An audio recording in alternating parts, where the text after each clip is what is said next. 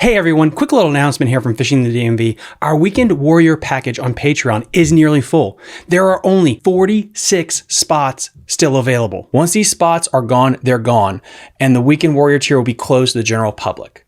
All members will be locked in indefinitely at a fantastic price point, and they will get all the benefits that they have today, plus any new benefits and discounts that will be added in the future. All Weekend Warriors will receive 5% off their orders to Jake's Bait and Tackle, 10% off their orders to Tiger Crankbaits, 10% off their orders to Catoctin Creek Rod. They'll also gain access to our private Facebook group community, loads of members-only content. And in 2025, there are going to be tournaments that will be given a massive discount specifically to our Weekend Warrior members. Plus, if you sign up for the year right now, you will get 8% off your already fantastically discounted rate to join the Weekend Warrior program. Link in the episode description. Thank you.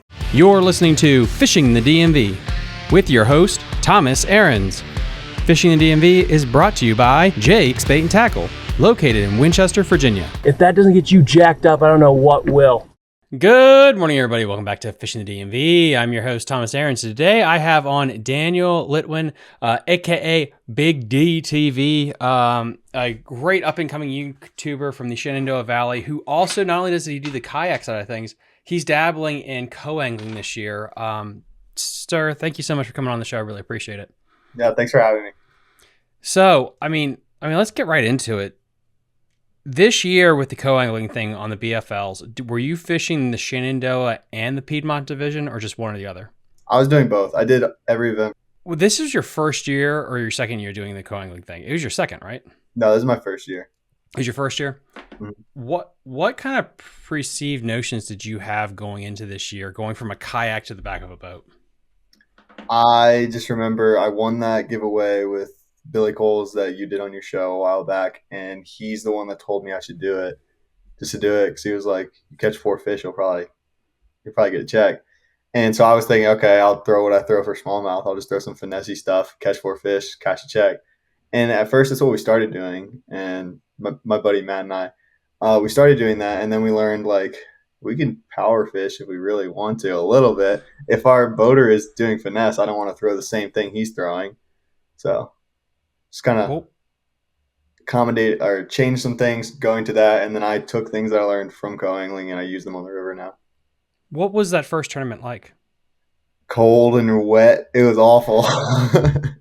It was freezing. My pants that I thought were waterproof weren't waterproof, and it was raining, and my boater had a nice boat. We were going like 70 miles an hour in the rain.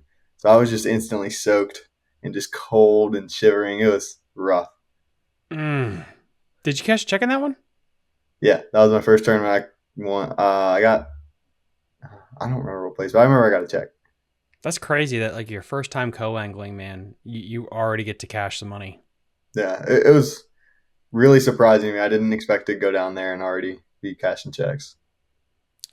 What did that do to the rest of your season mentally? Were you already going to fish the whole season, or after that first check, it's like, oh, hell yes, I'm going to do the whole thing?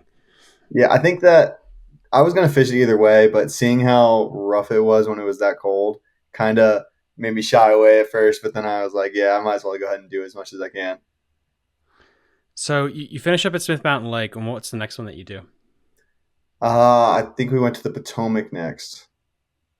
And then back on some home water. Yeah. That was actually the first time I ever fished that area of the Potomac, though. And had no idea what I was doing. And my boater, our engine, he ran over some grass, engine overheated. So he got stuck in a spot for a few hours. I was just catching dinks all day, non-keepers. I didn't get to weigh in a fish. So that put a damper on my mood about it. But I went back out there again for the next one, and I just kept pushing. What was the next one? I think that one was Kerr. And I honestly would have done really well if the drag was set on all my rods right. I set the hook on fish, my drag would slip, or they would short strike it and I lose them, or they would hit the last hook on my jerkbait and barely get lip hooked, and then they would come off right when they get to the surface. It was just a bad day for me. What was up with your drag? It was just loosened. I guess from traveling, throwing it into the car, it must have got shaken around and it loosened. So I was throwing a swim jig, I remember, on my Tatula, and I went to go set the hook on a fish, and it just no resistance. It just like whips. You can hear the drag screech. That's brutal. And it really comes down to like just the little things that you can control, and there's just stuff that's part of it. Like a fish jumps and spits a hook. A lot of times, like, what are you gonna do? Yeah. But yeah, your drag or you have bad line. Little things like that are definitely in your control. I mean, so you had a great first event. Next two are not up to par. Yeah. Where are you mentally right now? I'm just getting unlucky because I would have done good at Kerr if I had everything set up right. Like it was just not everything wasn't falling into place like I wanted it to. So I just had that mindset going to the next one, like make sure everything's right before you start casting, make sure your drag's set, make sure your leader's not frayed. Just make sure everything's right before you go. And then I think the next one was the one with Blake Miles, the guy that started the JMU team, and I actually did pretty good when I was with him. And that was on the James. Okay, yeah. No, that one was on High Rock. Oh, it was on High Rock. Okay, so now you're in the Piedmont division. Gotcha. Yeah. What did you think of High Rock? It was rough. They were all the same size fish. It's hard to come by a fish. I caught like 3 fish, and they were all keepers. So I cashed a check, but it was just rough all day to get 3 bites. I mean, that place is weird because it's like, I mean, again, it's a little bit bigger than Lake Anna, a little bit smaller than Smith, and there's a lot, some big fish in there, but it's not like a quantity numbers place. No, it's definitely hard to come by a lot of fish. But I did catch a 5-pound catfish off a drop shot. So. What was Blake like? Was it your first time meeting him? Yeah, that was my first. I think I've texted him before about the JMU team, but he was cool. We ended up talking a lot about the JMU team, and he ended up calling the guys at JMU or texting them, telling them like, "Hey, you should let this guy on the team." So when I came down to JMU, they do kind of just let me on. I didn't have to try out or anything. That's awesome. Yeah. And again, it's finding those connections to kind of set you up here and we're going to definitely get into the JMU team here once we get through your season, because there's a cool story there. You finish up at High Rock, you got Kerr under your belt, you've cashed 2 checks, and I think it's out of 4 events you fished, right? Yeah. At this point? Okay. So where are we going next? I'm feeling a lot better. So, and then we go to the Potomac again, and I'm like, oh God, not this place. The last time I didn't even catch a fish. Or I caught 10-inch fish, but that's it. But we go back there, and I get a new boater. He was actually really cool. I still see him at some other events, and I go talk to him. But he took me to one place that I went to with my last boater. I didn't catch anything. He didn't catch anything. We would go to another place. He catches one, and it was just really slow all day. So I just pick up a wacky rig, and I just start pitching right behind him. Every time he casts somewhere, I wait till he reels in, then I cast right where he casts. I ended up getting 3 keepers off of that, and nice. Saved my day. Where'd that put you? I don't remember. I know I didn't catch a check in that one. I wasn't far off from catching a check. I think I was top 20 or top 30. I can't remember. That's not bad. No. I mean, again, I'm assuming when you're doing this, it's pretty much a lot of famine, right? There's not a lot of times that you're catching 15 keepers or whatever. Yeah. I actually never caught a full bag the entire season. Yeah. But you did well enough to get to the Kerr event, right? The super tournament. The super tournament that I went to was the Piedmont division, so it was in Tennessee. It was originally supposed to be in Georgia, but they had to move it because of the hurricane. So they moved to Tennessee at Watts Bar, and that was rough. So what division went there then? Was this part of the Piedmont or the Shenandoah? The Piedmont. The Shenandoah did go to Kerr. Okay, gotcha. Okay. So you fish more of the Piedmont. That makes sense. Mm-hmm. Then you went to the James River, right? I went to the James twice. Yeah. What did you think of that place? I think it would be a really good fishery, but the 2 week I went there one weekend, then the next weekend, back to back, and of course those were the 2 weekends that everyone said it was just fishing terrible. But that'll do it. But I mean, you did do enough to actually make it to the super event. Mm-hmm. You got to go down there. What was that experience like? Because this was again, this is your first year doing this whole thing, and you did qualify to be able to go to that bigger event. Mm-hmm. It was I was kind of nervous, but I was kind of just excited because I was I don't really care if I win anything. If I win, I win a boat. If I don't, I don't. I'm just going to go down here and fish. And I've never fished dirty water like it was down there. It was mud. And learning to fish that was hard, but, every fish I caught was over 2 pounds. So Wow. yeah, there it I was mean, 2 pounds or a little more. so how did you finish up in that one? Uh, Not that bad, like 40 something out of 130, I think. Damn. Yeah. I only fished the first 2 days. I didn't make it to the next day. I thought I would have, but they only cut back to the top 12, which I thought was really short for having 130. But it's my first year. I don't really know what to expect. I mean, again, like that's not a bad finish for your first year, and a lot of this you are kind of at the whim of the draw. Yeah. And this, now that we kind of painted your co-angler side of things, I think it was actually it was Monday. I think it was. We did a live stream with Bass Geek and Bass Radio, and we were talking about the death of the co-angler and the Mhm. issues there. And I really want to get your thoughts on it because I know you were in the chat and you're Yeah. making some interesting points about forward-facing sonar. And what was your relationship in general? 'Cause I don't want you to name names or anything, but like in general, just being in the back of the boat and that relationship dynamic. I didn't really have any terrible experiences with guys just sitting on scope. I know Matt, my buddy, he definitely had some bad experiences with it.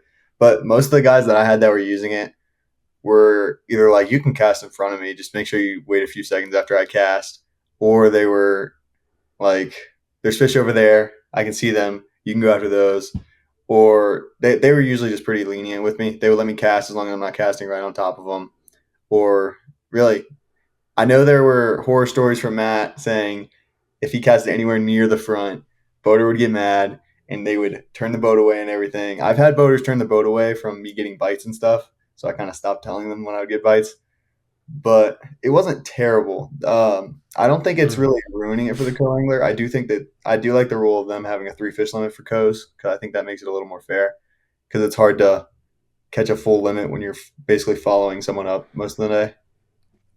It also, I guess, makes it more fair because, like, you could be, let's say, on the Potomac River, and you know the Potomac River really well as a co-angler. The boater's going to go where he wants to go, and you're Mhm. kind of at the whim of him, which kind of sucks because you could tell him, like, I really want to stay in Mattawoman because it's good, but he's like, nope, you got to go here.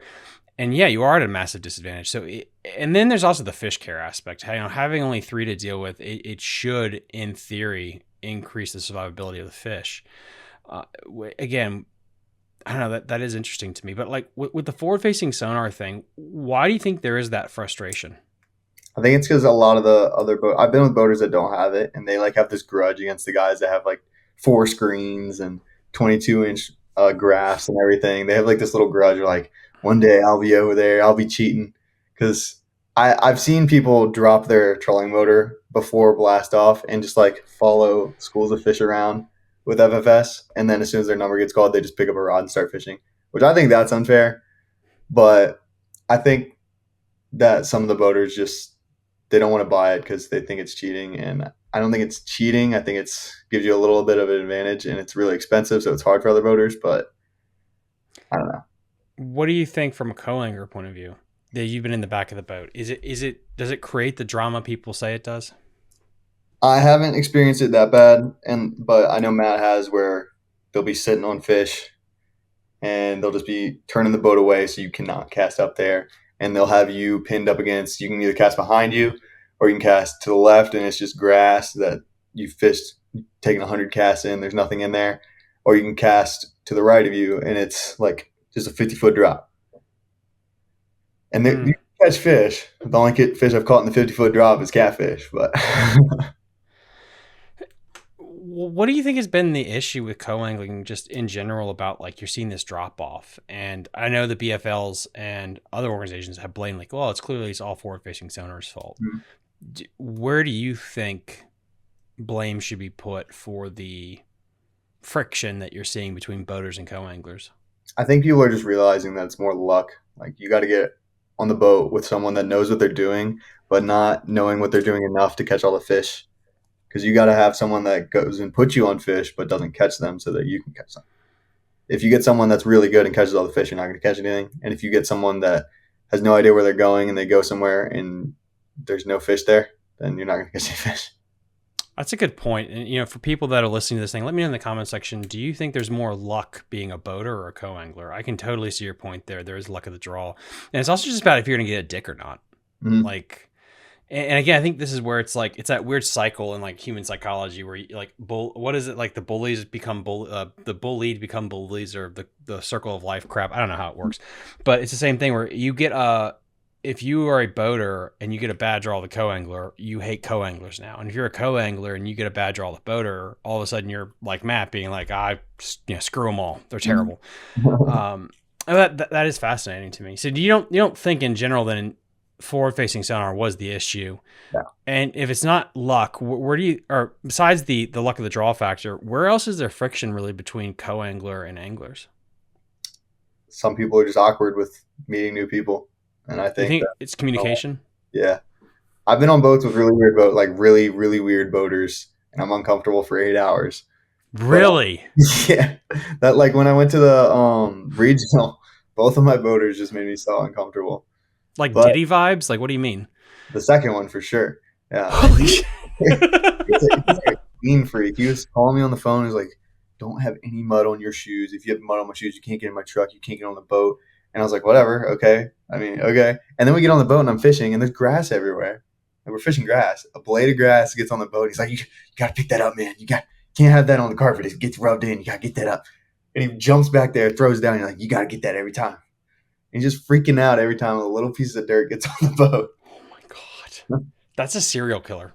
Yeah. I was so uncomfortable that day. I was glad when it ended. Oh my God. Is that the worst time you've ever had with a boater? Probably. That is uncomfortable. Did you make a video out of that? No, I didn't bring my camera for any of these because it was my first year. I didn't really. Yeah, I wish I would have, but he was kind of getting annoyed because I caught 3 fish. I think he caught a limit, but he was catching like pounders, pound and a halfers. Every fish I caught was like 2.5 pounds, and he was like getting mad that I was catching bigger fish. I was like, dude, I'm not. I can't help it. Good Lord. Dude, that was the time that you should have brought the camera. That would have been freaking awesome to see that footage. Like that's such a weird thing to get upset about like, oh, you're catching bigger fish than me. Or to vocalize it, which is weird too. It's like, why would you just like F you to your co-angler? It's like you're stuck with the person for 8 hours. Like, why would you get into an altercation like that? That's weird. That is real weird. What was the other one like? The first day one, he was just kind of not talkative, and when he did talk he would mumble and it was monotone, and I wasn't as uncomfortable, but I did feel like he didn't want me to be there with him.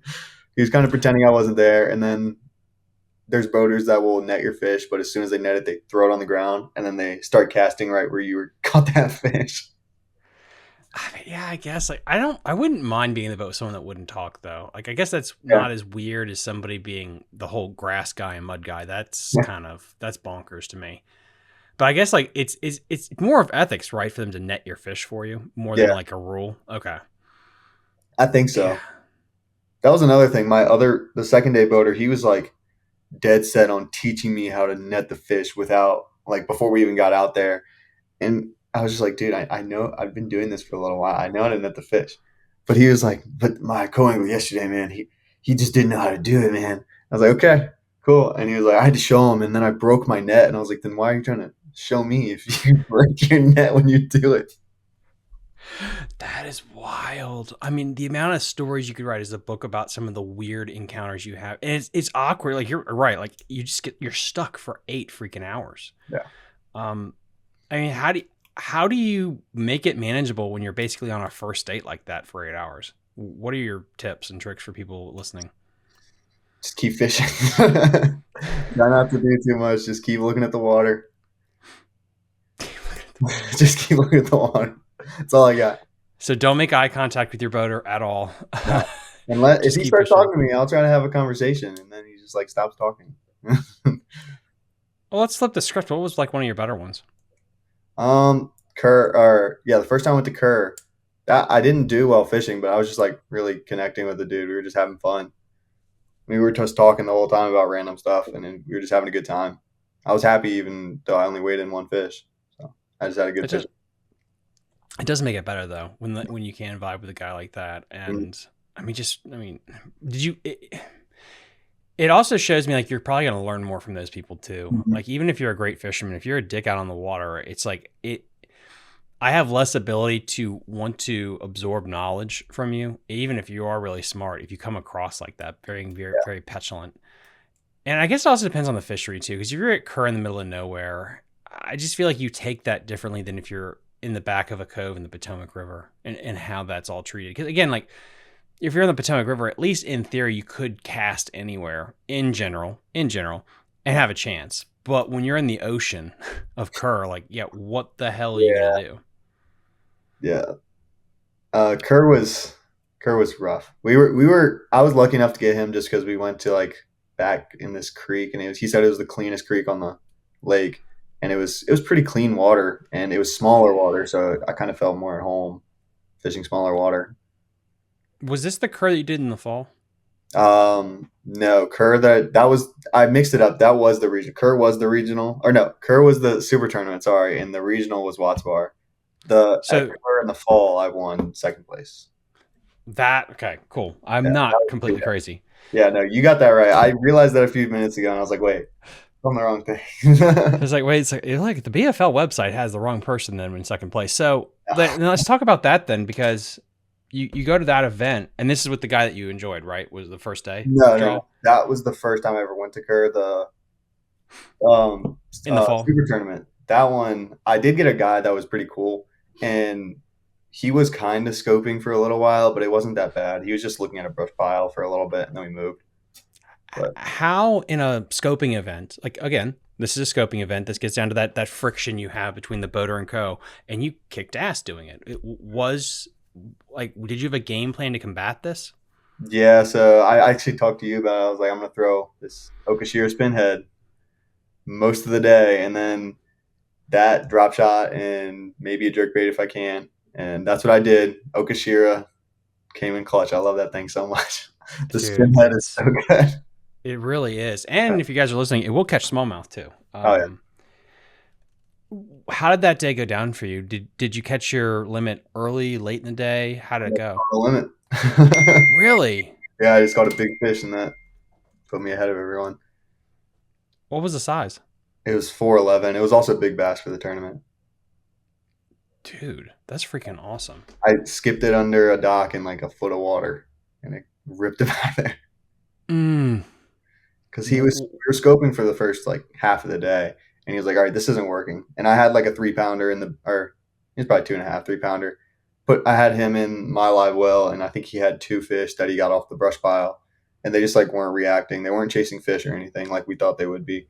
So we were talking about docks, so we went to docks, and I was like, "Okay, I'm skipping a jig. I don't care what he's doing." So I start the first dock we go to, nothing. The second dock we go to, I go on the deep side, cast out there, let it sink. Something hits it right before it even gets to the bottom. Rip that in. That's a 3-pounder. And then 5 minutes later, go to another dock, skip it under right where he ties the jig on because he sees that it's working. I just cast where he's not casting. He didn't cast right where I wanted to cast. And I was like, oh, okay, perfect. So I skip a jig under this dock in a foot of water. There's a little lay down right next to it.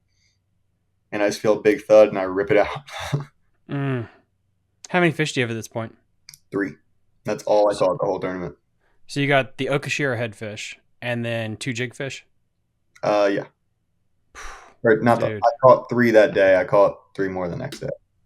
Okay. Well, and this is a 3 fish limit, so that's technically it was still 5 at this point. It was still 5? Okay. Yeah. So you have 3. You get one of the Okashira head early, which is probably clutch. Now you look at it. You go to the jig with that 4-pounder. I mean, that's a unicorn too on Kerr. Yeah. My boater was super hyped that I caught that fish. He was like, "You're fishing tomorrow. You're fishing tomorrow, man. You're fishing tomorrow." He wasn't pissed at you. No, he was really supportive. And then while we were both skipping docks at that point, and it was very seldom we would come up to a fish. But we went to one dock. He skips it on the outside and lets it sink and sets a hook and his line snaps. And we're like, "Oh, man." And then that fish jumps out of the water with the jig in its mouth. And we're like, "Ah." And then he gets mad, but he's not mad. He's mad at himself, but he's also mad. He's like, "Well, you could have caught that fish and your line wouldn't have snapped." And that fish would have actually won me the tournament. Now, looking back, I would have won the tournament if I caught that fish. But, I mean, still, like, going into day 2 then, I mean, your boater saying, like, oh, you're going to make fish day 2. Like, you get to the weigh-in and you weigh in. Where are you at in the standings after day 1? Second. What is that like going to bed knowing that you're in second I place in was this so whole happy. tournament? I was just so happy. I was calling everyone like, oh my god, because I'm at this tournament by myself. Usually I travel with my buddy Matt, but he's in West Virginia at college right now. So I was like, I'm doing it by myself. I don't care. So I go back to the hotel and I'm like, oh my god, dude, I'm in second place, and I'm ahead by a decent amount. So I'm like, I'm gonna do good tomorrow.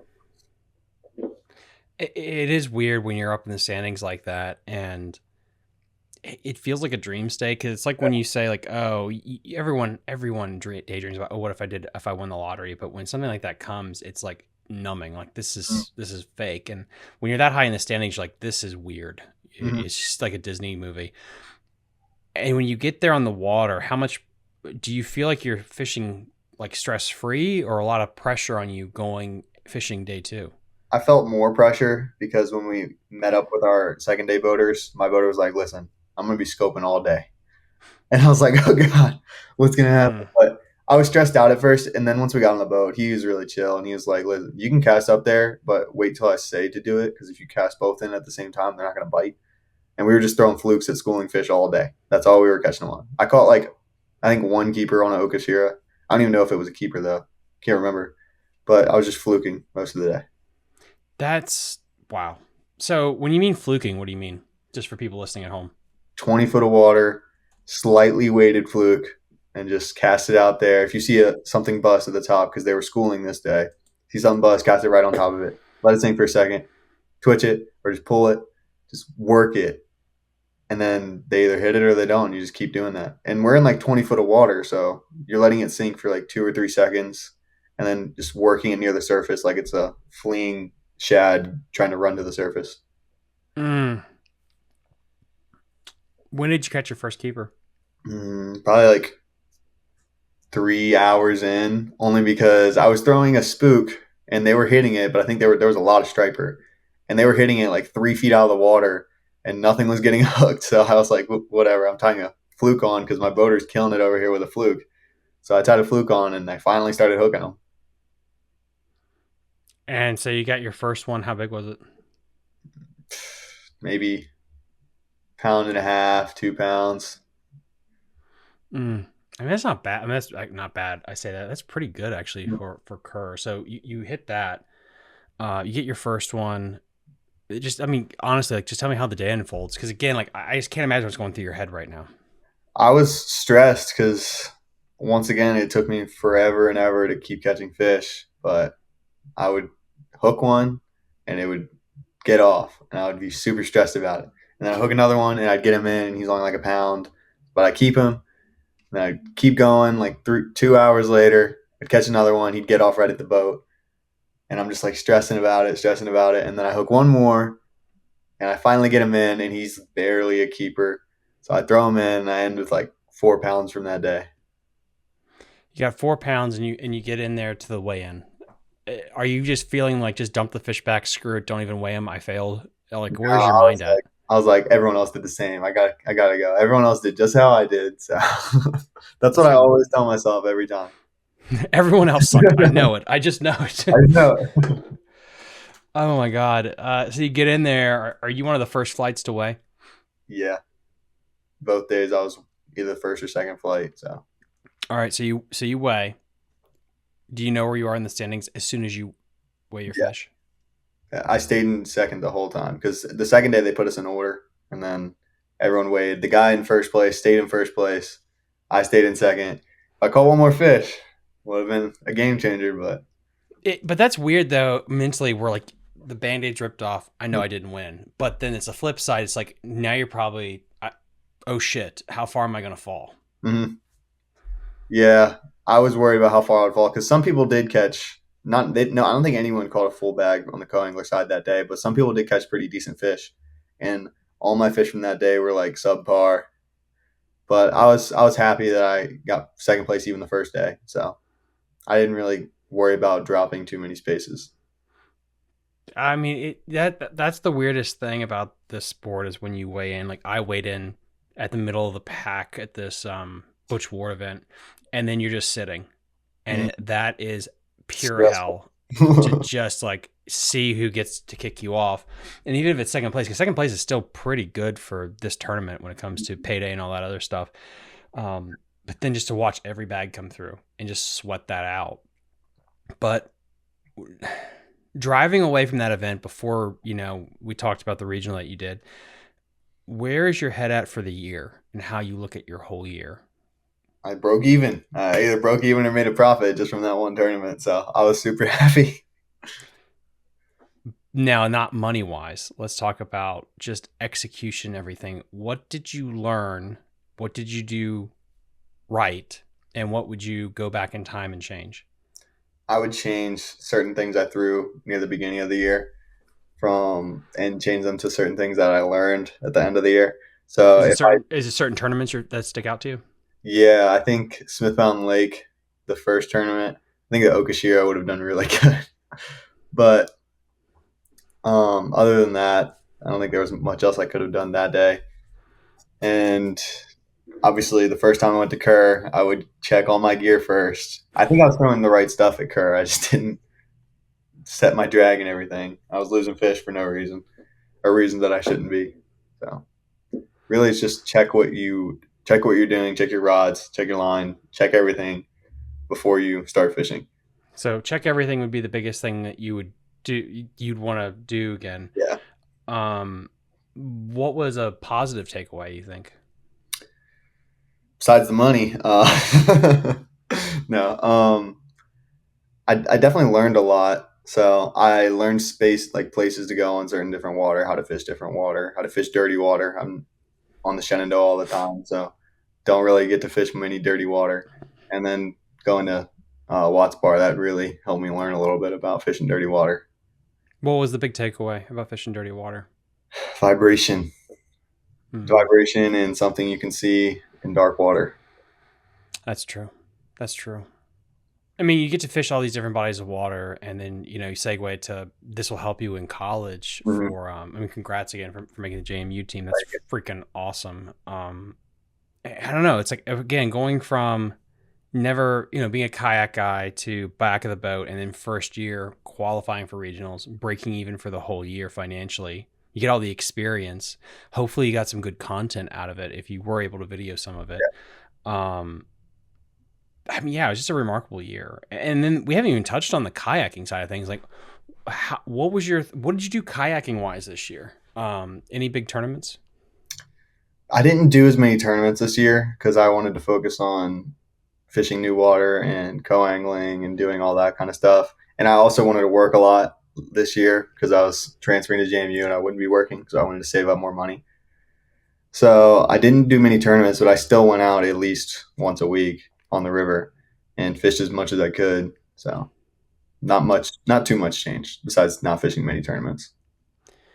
You did fish. I mean, again, you're in my tournament, the Halloween bash, and the first weekend off the top of my head, Jesus Christ, man, you put a hurting on them on that river.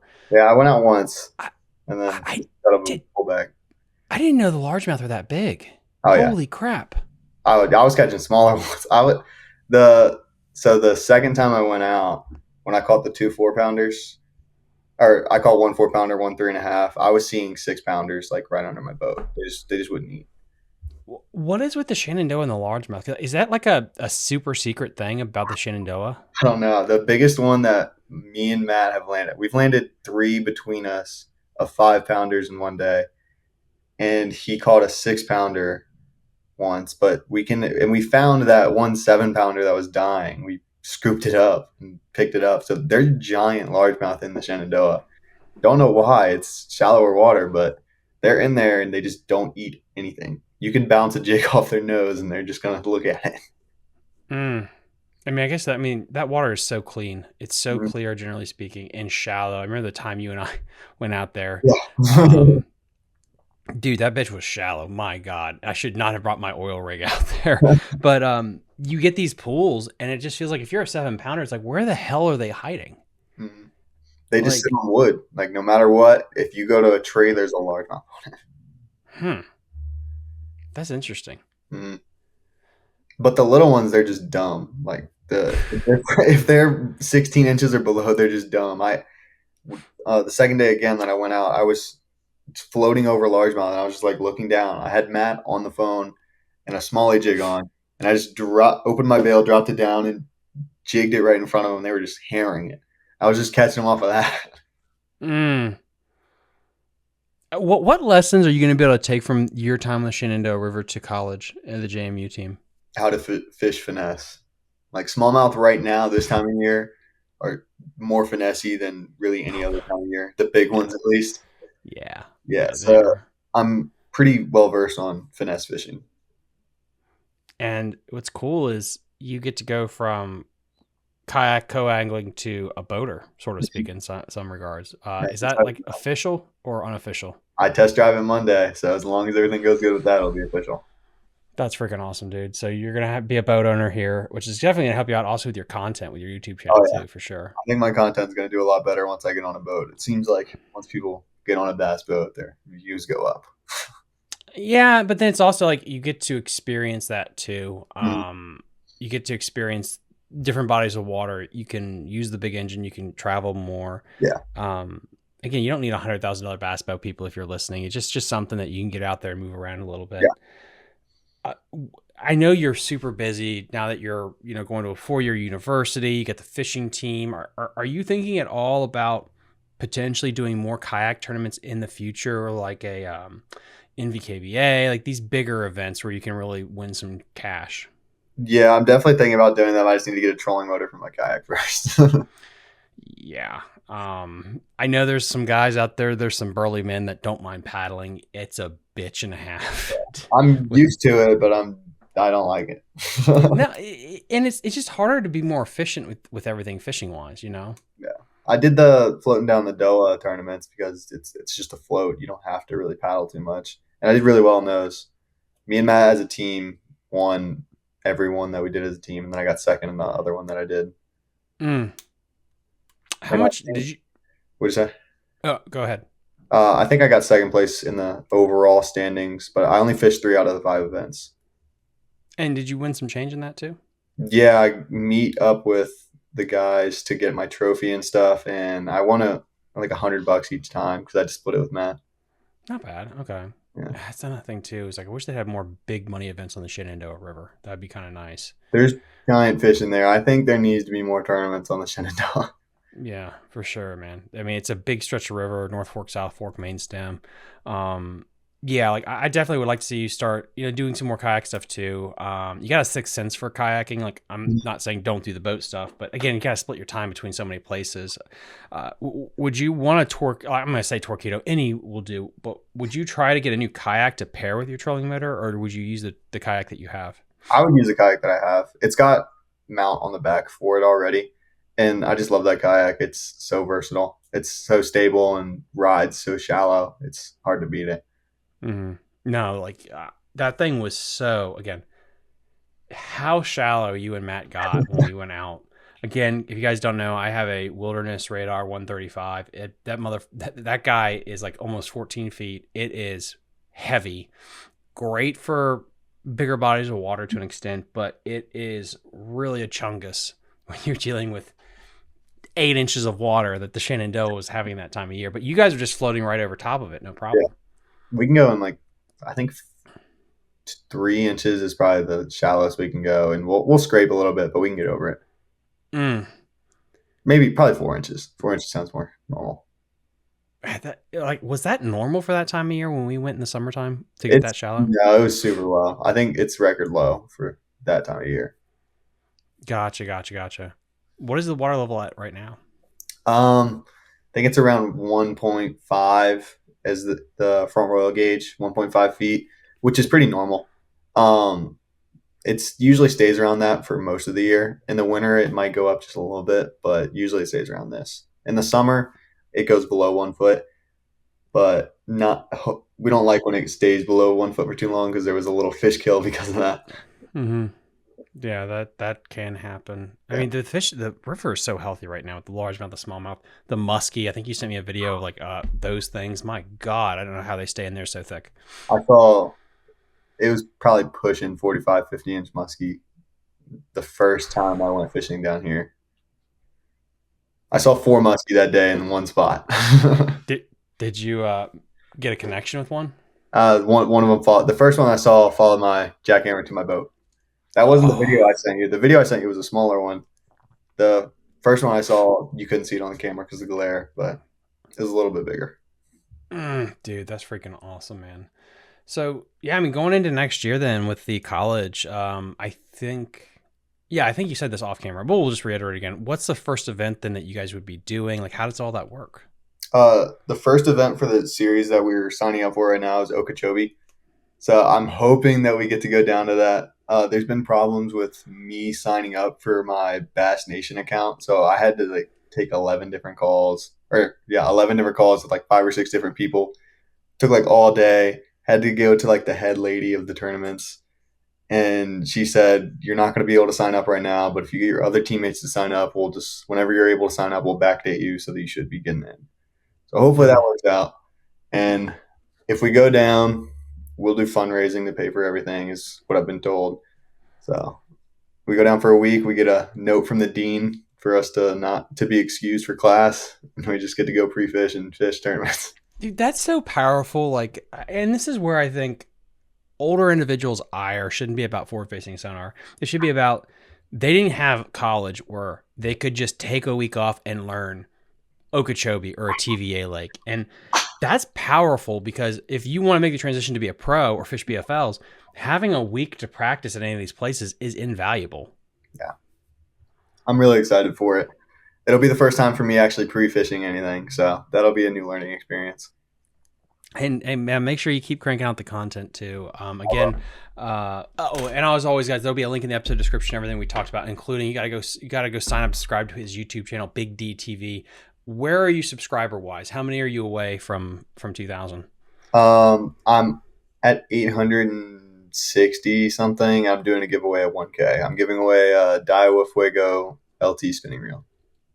Dude, that's freaking awesome. So again, so you said, wait a minute, I gotta do the math here. We'll probably have to clean it. Say 1,000 minus 800. So you're about 200 away. Yeah, 862 is what I'm at right now. Oh, 862. Okay. Oh, dude, you're real close. Yeah. I didn't know you were that freaking close. Wow. And then we just gotta get your watch hours up. Now, how long have you been doing this for? I don't know, a year and a half maybe, probably a little less. Only a year and a half? I just I keep, think when so. I look at your videos, I feel like you've been doing it longer than that. It That's might be like crazy. a year and maybe it was full 2 years. I'm not sure. Did Maybe you start it before or after COVID? um after for sure. I think it might have been in full 2 years. Yeah. That's Time's crazy. been flying by lately, so I don't remember. How hard is it at this point? So for me to turn all this on and to do it as I approach like my 3-year anniversary, it seems like just in the back of my head, I'll turn the camera on and do it. But like that first year, it was weird getting into that grind. Do you still feel like it's awkward to turn on the camera and go do it? Or at this point, is it kind of second nature? So kind of both. It's kind of awkward to do it when there's people around and they see you talking to nothing, basically. and but other than that, it's just like you're just talking. I mean, I talk a little more when there's other people there, which is I feel like is normal. But I try to talk more just to the camera, and it doesn't feel weird anymore. When I first started, it definitely felt weird. No, that does make it weird. And then you have the seasonality of it where, you know, like right now, I bet it's a little bit harder to get content than it is in the middle of the summer when you're at home next to the river. Yeah, it's definitely a little bit harder. I'm 20 minutes away from my closest fishing spot that I like to go to, and 10 minutes in the opposite direction to get my kayak because I'm keeping it at my brother's house. So Mm. it took me a little while to do everything. I think one of the days that I went out for the year tournament, I only got to fish like 40 minutes. The rest of it was getting my kayak, and then I have my car. I don't have a truck, so I unload it, have to put everything on it, and then once I get out, I have to take everything out. So it was a little bit of a grind. Wait, then how are you hooking up are you hooking the boat up to your car? No, I'll use, or for right now, for the first few months, I'll use my dad's truck until I find a truck for myself. Gotcha. And then you're going to flip out the car for the truck. Yeah. I mean, that's probably better as a YouTube creator because at this point, man, you're going to be well into the partnership program into college. Like that's going to happen probably next year. We'll easily push through. I hope so. But, Daniel, thank you so much for coming on and to talking about, all these different topics, including co-angling and YouTube and the Shenandoah River. Is there anything that we can promote for you sponsorship wise or your channel? Bent Rod Fishing is a pretty good sponsor for me. He's a really nice guy. Actually, I have a discount code. I'll look that up, but also X-Zone Lures. I'm pro staff for them. I really like their lures. I like their crawls as a trailer, and they make scented stealth series, and it's really good for smallmouth, especially when they get finessey. Awesome stuff, dude. And as always, guys, link in the episode description, everything that we talked about today. If you'd like to join us on Patreon, remember, guys, I only have 46 Patreon spots left, and I'm shutting that shit down forever. If you'll be grandfathered into the Weekend Warrior package. There will be rate increases, but we will open it back up for other individuals, but there will be rate increases. Any brand new stuff that we come, whether it's sponsorships, I receive perks and benefits. All the Weekend Warriors will get that indefinitely. They'll be grandfathered into that stuff. So go check us out there. And we also have another tournament that's going to be happening. We're going to have a December tournament. We're going to go from Thanksgiving weekend through New Year's Day. Just to get out there out on the water and try some things out. So go check that out. Like and subscribe to the channel, and we'll see you next time on Fishing the DMV. Bye. You're listening to Fishing the DMV with your host, Thomas Ahrens. Fishing the DMV is brought to you by Jake's Bait and Tackle, located in Winchester, Virginia. If that doesn't get you jacked up, I don't know what will.